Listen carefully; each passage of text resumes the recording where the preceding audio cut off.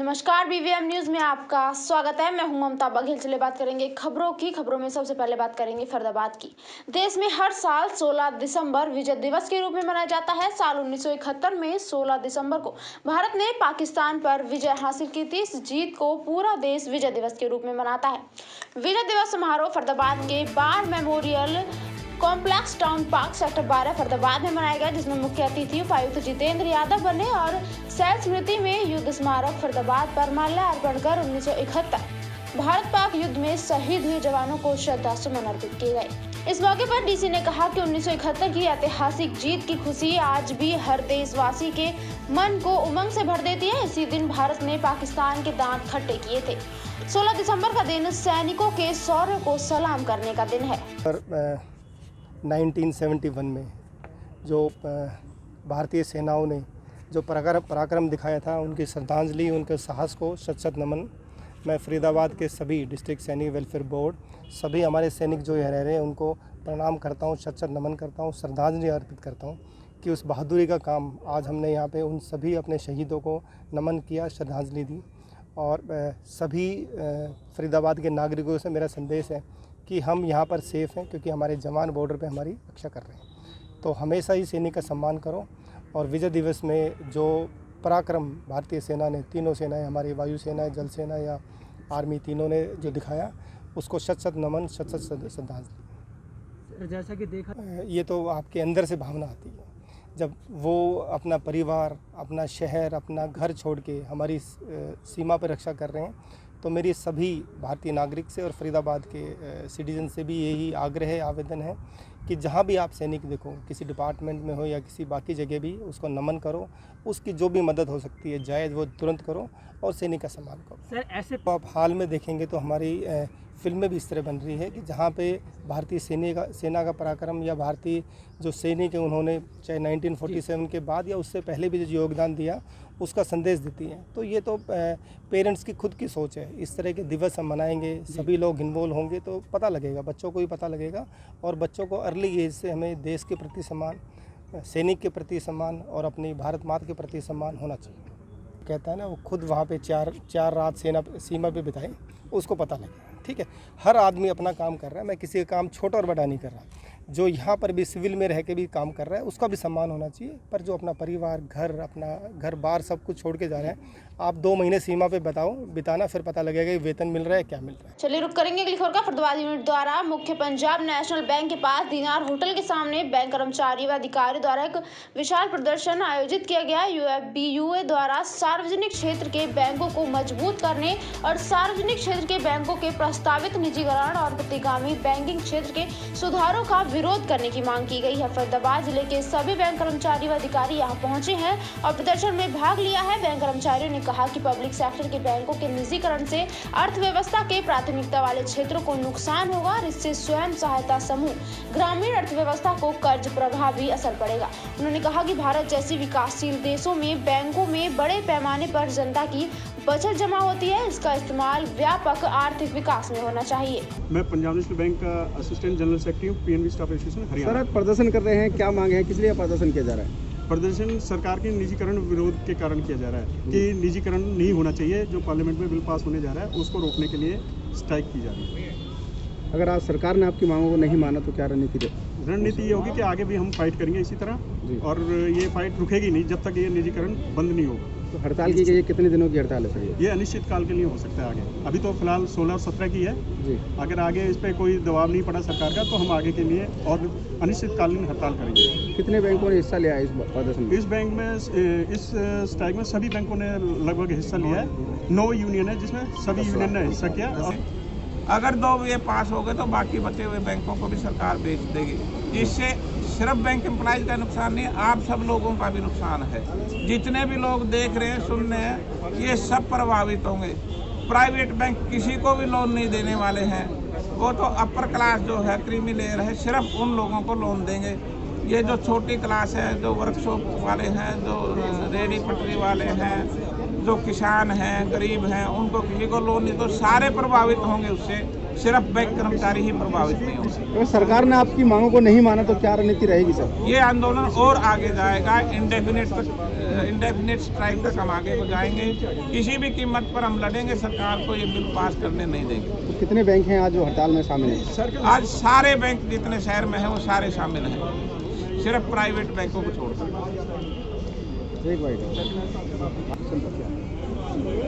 Sir, क्या शुभ नाम, क्या डिवीजन आपकी? मेरा नाम रतन सिंह चौहान है। मैं हरियाणा बैंक एम्प्लॉय फेडरेशन में ज्वाइंट सेक्रेटरी हूँ और Indian bank employee union Haryana का जनरल सेक्रेटरी। सर प्रदर्शन कर रहे हैं, क्या मांगे हैं, किस लिए प्रदर्शन कर रहे हैं? आपने देखा होगा मीडिया के लोग हमारे साथ थे पहले, जब पहले इन्होंने अमगलामेशन और मर्जर के बारे में कहा, फिर लास्ट सेशन के अंदर इन्होंने कहा कि इस सेशन के अंदर नवंबर वाले में हम 2 बैंकों को प्राइवेट करने के लिए टेबल पर रख रहे हैं। तो हमारा विरोध 4 दिसंबर से था, स्टेट कैपिटल्स में भी, दूसरी जगह। आपने देखा होगा राष्ट्रीयकृत बैंक 1969 से मास बैंकिंग कर रहे हैं, प्राइवेट बैंक क्लास बैंकिंग करेंगे, दोनों अंतर है। आम मासिस तक लोगों को लोन भी दे रहे हैं, डिपॉजिट भी दे रहे हैं। पर जब ये उन्हीं लोगों को जिन्होंने बैंक का पैसा खा के और एनपीए हो गए, डिफॉल्टर है, विलफुल डिफॉल्टर, और हमारी नो की नो यूनियन आज, जिसका कि नाम यूनाइटेड फोरम बैंक यूनियन है, जिसमें अधिकारी कर्मचारी सभी की यूनियन है, एक ही मांग है कि इस बिल को टेबल पर ना रखा जाए। दूसरा, जो लॉज बदल रहे हैं लेबर एक्ट के तहत, सर्विस कंडीशन को बदलना चाह रहे हैं, वो ना रखें। और कल शाम को चलिए रुक करेंगे अगली खबर का। पुलिस आयुक्त विकास अरोड़ा द्वारा अपराधियों पर शिकंजा कसने के दिशा निर्देश के तहत कार्य करते हुए क्राइम ब्रांच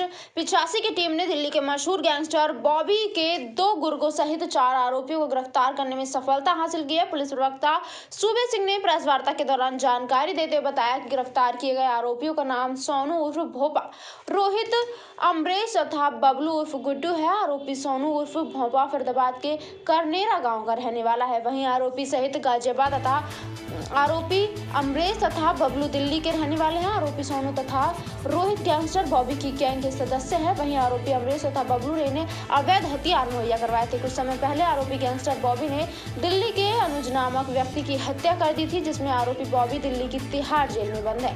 इस मामले में आरोपी बॉबी के खिलाफ दिल्ली की प्रेम नगर की रहने वाली 2 गवाहों की गवाही 24 दिसंबर को दिल्ली की कोर्ट में होने वाली है, जिसमें दोनों गवाह आरोपी बॉबी के खिलाफ गवाही देने वाले हैं। इसी के चलते आरोपी बॉबी ने जेल से इन दोनों गवाहों की हत्या करने का संदेश अपने गुर्गों को भिजवाया था। आरोपियों के कब्जे से 315 बोर के 2 देसी कट्टे व 3 जिंदा कारतूस, 12 बोर का 1 देसी पिस्तौल व 2 जिंदा कारतूस तथा 1 स्प्लेंडर प्लस मोटरसाइकिल बरामद की गई है। आरोपियों को लेकर के खुलासा किया, क्या कुछ मामला है, किन मामलों को लेकर? ये क्राइम ब्रांच 85 जो प्रभारी है सुमेर, उन्होंने 4 आरोपियों को काबू किया है, जिसमें से 2 आरोपी सोनू उर्फ भोपा, ये करनेरा गांव का रहने वाला फरीदाबाद का, तो दूसरा आरोपी है रोहित, ये गाजियाबाद का रहने वाला है। इन 2 आरोपियों को थाना पल्ला एरिया से परसों गिरफ्तार किया था और इनके खिलाफ मुकदमा दर्ज किया गया है। इनके पास अवैध हथियार मिले थे। पूछताछ पर पता लगा कि ये गैंगस्टर बॉबी है जो दिल्ली का है और तिहाड़ जेल में बंद है, उसके गुर्गे हैं। और जो बॉबी है, इसने पिछले साल एक अनुज नाम के व्यक्ति की हत्या कर दी थी। उस केस के जो गवाह थे, दिल्ली के रहने वाले हैं, प्रेम नगर एरिया के, उनकी हत्या की योजना बना रहे थे, उनकी साजिश थी। इन्होंने अपने उसमें खुलासा किया। इनके साथ 2 आरोपी और शामिल थे, जो अमरेश है और बबलू, ये भी दिल्ली के रहने वाले हैं। इनके पास इन्होंने एक्स्ट्रा हथियार रखे हुए थे जो यूपी से मंगवाए। हथियारों की बात कर लें तो क्या क्या हथियार इनसे बरामद हुए हैं और इसमें और पुलिस को क्या कुछ जानकारी इसमें मिली है? आरोपियों के पास से 3 देसी कट्टे और 1 पिस्टल बरामद हुई है और 5 जिंदा रोड बरामद हुई हैं इनके पास से। और इनको पुलिस रिमांड पे लेकर पूछताछ की गई थी और ये हथियार इनसे बरामद हुए हैं। आरोपियों की जो साजिश थी, जो अनुज हत्याकांड केस में जो गवाह थे, प्रेमनगर के रहने वाले 2, और उनकी 24 दिसंबर की दिल्ली कोर्ट में एविडेंस थी, गवाही थी। उस गवाही के मामले में उससे पहले इनको मारने की योजना थी, लेकिन ये फरीदाबाद क्राइम ब्रांच जो हमारी एक्टिव है काफ़ी, जो सुमेर हैं, उनकी टीम के हाथ से चढ़े। पूछताछ में 2 नामों का और खुलासा हुआ जिनके पास ये हथियार मिले, जिन्होंने यूपी से मंगवाए। तो टोटल कितने लोग इसमें पूरे मामले में जो है मिले हद तक बताया जा रहा है? इसमें ये 2 तो मेन थे जो योजना बना रहे थे, 2 दूसरे थे जिनके पास इन्होंने हथियार मंगवाए थे और इनके पास भी रखे हुए थे, जो अंजाम देने के लिए मौके से उनको यूज करना था। इसमें 1 आरोपी और है जो इस योजना में शामिल है, 5वां, उसको भी जल्द गिरफ्तार किया जाएगा। और ये 2 आरोपी सोनू उर्फ भोपा और रोहित, ये दोनों गैंगस्टर बॉबी। बढ़ेंगे अगली खबर की ओर। शहर को सुंदर और अतिक्रमण मुक्त बनाने के लिए नगर निगम द्वारा बाजारों में दुकानदारों को 15 दिसंबर तक का समय दिया गया है, जिसके चलते नगर निगम की टीम बाजारों का मुआयना कर रही है और लोगों को चेतावनी दे रही है कि वे अपनी दुकानों का सामान बाहर रखकर अतिक्रमण ना करें, नहीं तो जेसीबी मशीन द्वारा बलपूर्वक अतिक्रमण हटाया जाएगा, जिसमें उनका नुकसान होगा। नगर निगम के अनुसार दुकानों के आगे लगने वाली रेहड़ी और स्टॉलों के मामलों में संबंधित दुकानदारों के मोटे चालान भी काटे गए। वहीं अब नगर निगम के सख्त रवैये को देखकर दुकानदारों ने खुद ही अतिक्रमण हटाना शुरू कर दिया है। वहीं ज्यादातर दुकानदार दुकानों के ऊपर बने शेड को भी हटा रहे हैं। ड्यूटी पर मौजूद जेई कपिल भारद्वाज के अनुसार कल से नगर निगम बलपूर्वक कार्यवाही करेगा। बातचीत करते हुए जेई कपिल भारद्वाज ने स्पष्ट किया कि नगर निगम कमिश्नर यशपाल यादव के आदेश पर शहर को अतिक्रमण मुक्त बनाने की मुहिम शुरू की गई है और व्यापारियों के कहने पर 15 दिसंबर तक का समय दिया गया था, जिसके चलते वे फिर दुकानदारों को चेतावनी देने और समझाने आए हैं। उनका कहना था कि ज्यादातर दुकानदार अपने अतिक्रमण खुद ही हटा रहे हैं, जो कि अच्छी बात है। इससे वे अपने नुकसान से बच सकेंगे, क्योंकि कल से जेसीबी द्वारा बलपूर्वक अतिक्रमण हटाना शुरू कर दिया जाएगा। दुकानों के ऊपर बनी शेड को लेकर उन्होंने कहा कि अभी शेड को लेकर उन्हें कोई आदेश नहीं मिला है, लेकिन पहले उनका फोकस अतिक्रमण हटाने को लेकर है। वहीं डरे और सहमे दुकानदारों ने अपनी शेड भी हटानी शुरू कर दी है। नगर निगम के अनुसार दुकानों के आगे लगने वाली रेहड़ी और स्टॉलों के मामले में संबंधित दुकानदारों के चालान काटे गए हैं।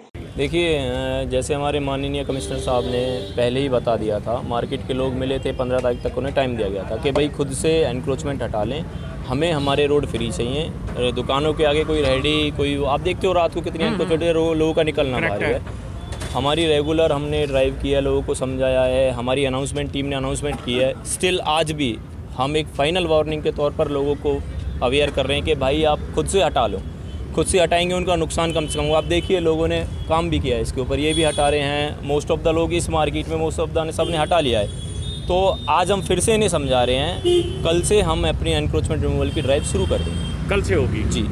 आज फाइनल इन्हें हम समझा रहे हैं लोगों को, लोग काम भी कर रहे हैं, ऐसा नहीं है। देखो खुद से हटाएंगे उनका सामान बच जाएगा। हमारे पास तो जेसीबी है, जेसीबी वर्क करेगी तो नुकसान ज़्यादा होगा। बिल्कुल। आज भी हमारे कमिश्नर साहब की हिदायत है कि एक बार लोगों को फिर से समझाएं। यही साहब है, ये बात बिल्कुल ठीक है, लोग अवेयर भी हैं और लोग जो है कानून की मान्यता को लेकर वो मान भी रहे हैं, काम भी करवा रहे हैं। लेकिन खासकर लोगों में कन्फ्यूज़न है। जो दुकानों के आगे छज्जे हैं, वो छज्जे कोई लोग कह रहे हैं 4 फुट अलाउ हैं, कोई कह रहे हैं 3 फुट हैं, कोई कह रहे हैं 0 फोन शटर। तो इसमें ये लोग काफ़ी कंफ्यूज हैं, ताकि लोग जो जिनके 6 फुट हैं तो वो चाहते हैं कि 2 फुट कटवा के हम 4 फुट कर लें। देखिए, अभी इस तरह की कोई हमारे पास हिदायत नहीं है कि 4 फुट अलाउड हैं, 6 फुट अलाउड हैं। अभी हमारा ये गाइडलाइन आएगी, अभी गाइडलाइन अभी हमारे पास फ़िलहाल नहीं है। हमारा कहना है कि भाई अपनी दुकान तक रहो, अपने शटर तक रहो। ऐसा सच कोई चीज़ें आती हैं कि भाई 2 फुट 3 फुट, हम बाकी जो न्यूसेंस ज़्यादा क्रिएट करेंगे, पहला एक्शन हमारा उनके ऊपर है। जो लोग इजीली कोऑपरेट कर रहे हैं, अपने एंड पे काम कर रहे हैं, उन्हें हमारा पूर्ण सहयोग है। हम नहीं चाहते किसी का कोई नुकसान हो, लोग अपने आप करें, वेल एंड गुड। जो ये मेन 2 नंबर मार्केट है, यहाँ ये मेन बाइक मार्केट गिनी जाती है जी। सड़कों के ऊपर तक 15-15 फुट तक जो बाइक खड़ी करके इंक्रोचमेंट होती थी, आज काफ़ी लोग अंदर तक सिमट चुके हैं। अगर ये कल को 2-4 दिन, 10 दिन, 20 दिन, 1 महीने बाद फिर से ये होता है, तो उसके लिए भी कोई गाइडलाइन जारी की गई है? रोज़ मार्केट में शाम को 5 से 8 बजे हम चालानी की प्रक्रिया शुरू करेंगे। जिन दुकानों ने अपने आगे रेहड़ियाँ खड़ी कराई हुई हैं, अपने आगे फूड काउंटर रखे हैं, उस दुकानदार का चालान होगा। चलिए बात करेंगे पलवल की जिला स्वास्थ्य विभाग की टीम द्वारा अवैध रूप से गर्भपात करने का भांडाफोड़ किया गया है। स्वास्थ्य विभाग की टीम ने इस मामले में शहर थाना पुलिस में मुकदमा दर्ज करवाया है। दरअसल मामले में पलवल के सिविल सर्जन डॉक्टर ब्रह्मदीप को सूचना प्राप्त हुई थी कि कुछ लोग गर्भ में पल रहे लिंग की जाँच और अवैध रूप से गर्भपात कराने के लिए गर्भवती महिलाओं को उत्तर प्रदेश के खैर, अलीगढ़ और दिल्ली के इलाकों में ले जाते हैं। विष्णु व हरकिशन नाम के दलाल इस गैर कानूनी धंधे में संलिप्त है। मरीजों से इस दलाल द्वारा 35 से 40 हजार रुपए तक लिए जाते हैं, जिसके बाद सिविल सर्जन द्वारा बीती 14 दिसंबर को स्वास्थ्य विभाग की एक टीम गठित की गई। छापेमारी की टीम ने deputy civil surgeon doctor Praveen doctor Santosh, doctor Sudeep Saini मौजूद रहे। सबसे पहले छापेमारी टीम ने मनीषा, सोनू और नरेश को फर्जी ग्राहक के रूप में तैयार किया। लोगों का दलाल विष्णु और हरकिशन से लिंक जांच करवाने के लिए 38,000 में सौदा तय हुआ और विष्णु ने सोनू व उसकी पत्नी मनीषा को 14 दिसंबर को सुबह 8 बजे दुधौला गांव में बुलाया। वहां पहुंचने पर विष्णु ने सोनू व उसकी पत्नी मनीषा से 38,000 रुपए ले लिए।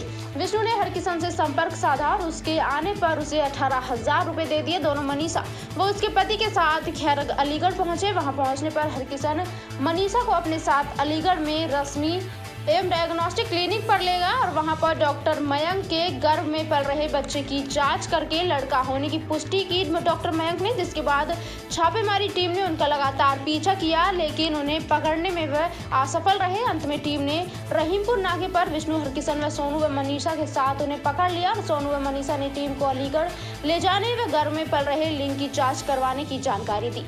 हमारे यहाँ सिविल हॉस्पिटल से स्वास्थ्य विभाग की डॉक्टरों की टीम गई थी और जिनको भ्रूण हत्या जांच के लिए कुछ CID मिली थी। अपना उन्होंने ग्राहक वगैरह तैयार किए तो 2 लड़कों का उन्होंने पीछा किया, फॉलोअप करे और 38,000 रुपये में उनकी सेटिंग हुई थी कि हम भ्रूण की जांच का पता लगा देंगे लड़का है या लड़की। तो वो टीम उसका पीछा करती रही। वे कहीं अलीगढ़ में खैर है वहाँ किसी लैब से उन्होंने भ्रूण की जाँच करवाई और 38,000 रुपये। तो उस टीम ने उनको 38,000 रुपये देते रंगे हाथों पकड़ा है। वो हमें राउंड अप करके डॉक्टरों की टीम के द्वारा सिटी थाना के अंदर ही मुकदमा दर्ज किया गया। आरोपियों के कहाँ के रहने वाले हैं और क्या कार्रवाई की गई आगे? आरोपी एक दुधौला का लड़का और एक फरीदाबाद के अंदर कोई लैब टेक्निक काम करता है, लैब के अंदर लैब चलाता है भाई। उनको गिरफ्तार कर लिया है। आज जुडिशियल उसको पेश करेंगे और रिमांड लेंगे ताकि उस लैब में जो अभी तो डॉक्टरों की जो टीम थी कल वो लैब की जांच नहीं कर पाए। आज उनको लेके उस लैब की निशानदेही और जिस डॉक्टर ने उनकी जांच की है। चलिए मैं बात करेंगे अगली खबर की। बेटियों की शादी की उम्र 18 से बढ़ाकर 21 साल करने के प्रस्ताव पर केंद्रीय कैबिनेट ने गुहार लगा दिया। बुधवार को ही कैबिनेट बैठक में इस प्रस्ताव को पास किया गया है। केंद्र सरकार मौजूदा कानूनों में संशोधन के लिए संसद में प्रस्ताव पेश करेगी। प्रधानमंत्री नरेंद्र मोदी ने 15 अगस्त 2020 को लाल किले से अपने संबोधन में लड़कियों की शादी की उम्र 21 साल करने का उल्लेख किया था। उन्होंने कहा था कि बेटियों को कुपोषण से बचाने के लिए जरूरी है कि उनकी शादी उचित समय पर हो और मौजूदा कानून के मुताबिक देश में पुरुषों की विवाह की न्यूनतम उम्र 21 और महिलाओं की 18 साल है। लेकिन सरकार अब महिलाओं को सशक्त करने के लिए उनकी शादी की उम्र बढ़ाने पर विचार कर रही है। सरकार बाल विवाह निषेध कानून, स्पेशल मैरिज एक्ट और हिंदू मैरिज एक्ट के संशोधन करेगी। सरकार ने साल 2020 के जून माह में इसको लेकर टास्क फोर्स का गठन भी किया था। टास्क फोर्स ने उसी साल विवाह की आयु बढ़ाने के प्रस्ताव पर अपनी रिपोर्ट पेश की थी। जनता पार्टी के पूर्व सदस्य और टास्क फोर्स के प्रमुख जया जेटली ने इसकी सिफारिश की थी। ये कदम महिलाओं को सशक्त बनाने के लिए था, न कि जनसंख्या को नियंत्रित करने के लिए। टास्क फोर्स का कहना था कि पहले बच्चे को जन्म देते समय बेटियों की उम्र 21 साल से होनी चाहिए थी। विवाह में देरी परिवार, महिलाओं, बच्चों और समाज के आर्थिक, सामाजिक और स्वास्थ्य पर सकारात्मक प्रभाव पड़ता है। चलो मैं रुक करेंगे अगली खबर की। महाराष्ट्र सरकार ने बुधवार को सुप्रीम कोर्ट से राज्य में बैलगाड़ी दौड़ पर प्रतिबंध हटाने का आग्रह किया। राज्य सरकार ने कहा कि उससे भी इस दौड़ की इजाजत मिलनी चाहिए क्योंकि तमिलनाडु और कर्नाटक जैसे राज्यों में इसका आयोजन हो रहा है। जस्टिस AM खानविलकर और जस्टिस CT रवि कुमार की पीठ के समक्ष राज्य ने 2017 के नियमों का हवाला देते हुए बैलगाड़ी दौड़ आयोजित कराने की अनुमति मांगी है। महाराष्ट्र सरकार की ओर से वरिष्ठ वकील मुकुल रोहतगी का कहना है कि मुंबई हाईकोर्ट में उन नियमों की क्रियान्वयन पर रोक लगा दी है जिनके जरिए राज्य सख्त नियमन के तहत बैलगाड़ी दौड़ कराना चाहता था। उन्होंने पीठ से कहा कि ये प्रतिबंध हटाया जाना चाहिए और हमें 2017 के नियमों के अनुरूप दौड़ संचालित करने की अनुमति दी जाए। बता दें कि पीठ इस मामले में महाराष्ट्र द्वारा दायर एक अर्जी पर सुनवाई कर रही थी, जिस पर बृहस्पतिवार को बहस जारी रही और रोहतगी ने कहा कि शीर्ष अदालत राज्य को दौड़ आयोजन के दौरान सावधानी बरतने के बारे में कह सकती है और सरकार इसमें पूरी सावधानी बरतेगी। BVM न्यूज में फिलहाल के लिए इतना ही। बने रहिए हमारे साथ, देखते रहिए BVM न्यूज। नमस्कार।